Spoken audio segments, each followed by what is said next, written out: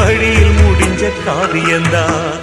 இருப்பதும் இறப்பதும் அந்த இயற்கையோட கையில, இருப்பதும் இறப்பதும் அந்த இயற்கையோட கையில. நான் மறைஞ்ச பின்னும் நிலைப்பது என் உயிர் எழுதும் கதையில.